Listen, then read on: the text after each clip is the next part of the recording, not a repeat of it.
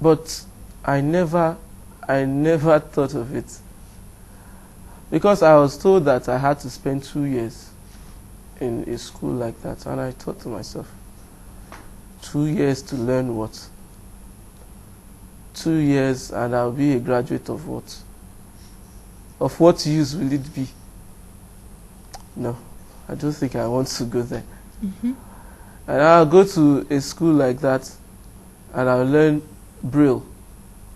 Good, I want to learn it. I'll learn how to type, use the typewriter. I want to, but I don't think I want to spend that time. Now, my mother runs a school, and I'd seen children like that too in the school who had some problems like that, but not as worse as mine. Many of them, you see some 5-year-old child or a 9-year-old child using such thick glasses. And so from there, I begin, then it's possible that this thing can happen to a child as well. Then there must be somewhere they go to. I began the search and I found one, the Vocational Training Center for the Blind at Oshodi. I had found one in Surulere here, but I was told that it's for children alone. And as a partially school for the blind. Right. For children alone, and if I had to, I must stay there. If I had to come there, I must stay there. And I thought of it, no. I don't think I want to be in an environment where there are so many blind people. I've never really seen myself as a blind person, or better put, a visually impaired person. And so I really did not want to be in that kind of environment. When I found the Vocational Training Center, I tried to locate one of the teachers there, and I was willing to pay him for months and not years.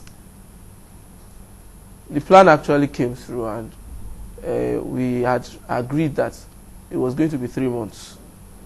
Now the next year, which was 2006, when I was ready, I got to him and he said he did not have enough time. He would advise that I come to the school. I thought, this thing I've always been running away from. Then he told me there was a 1-year course. At the end of the day, I just had to agree. Now, I had to agree because I was working in my mother's school as the transport, I was heading the transport section of the school.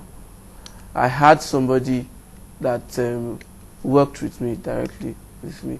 She did all the writings, and now she said she had to resign. It was so difficult getting somebody else that could understand the kind of job I would want it, the way I wanted it.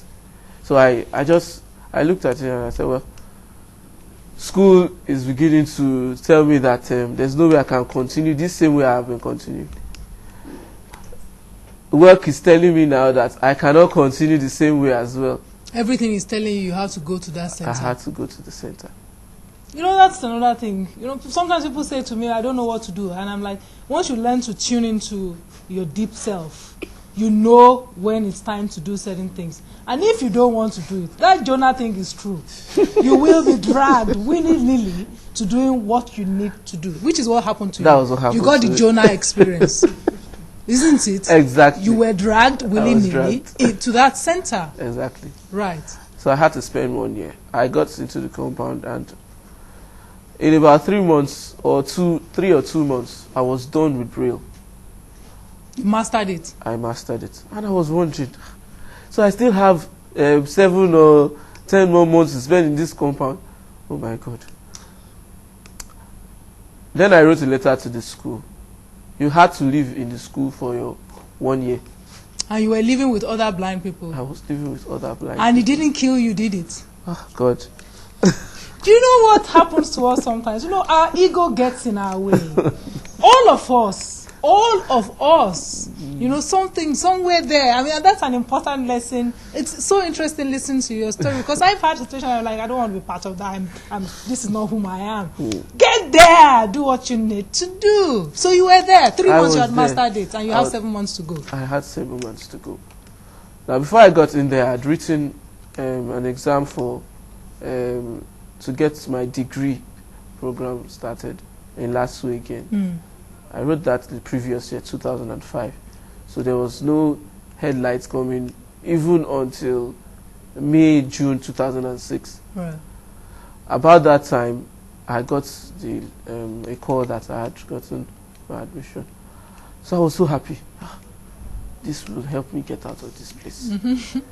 Now I thought of it. I sat down to think, and if I had to leave this place without, I'm very interested in bagging degrees, bagging certificates, knowing how to do it. I want to be somebody that 10 years after, 20 years after it, man, he has so credits, he has so this, he has so this. This is what he's doing presently. So I decided to stay back, no matter how useless the certificate would be to me. If I thought it was useless, I had to stay back. Now, I was not going to ignore my degree program as well.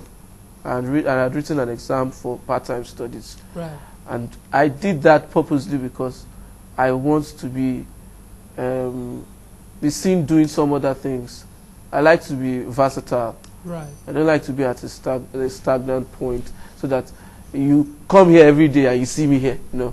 You need to be doing a number of things. Yes. So what did you then do? Are you telling me that you combined the rest of your time at the center with the degree in LASU? Exactly. That was what I did. I suspected that was what you were going to do. So those 7 months was when you now began to learn something else. Yes. I thought of on one of those mornings in the center, one of the teachers, Miss Samao, came up to the assembly and said something. You have 6 months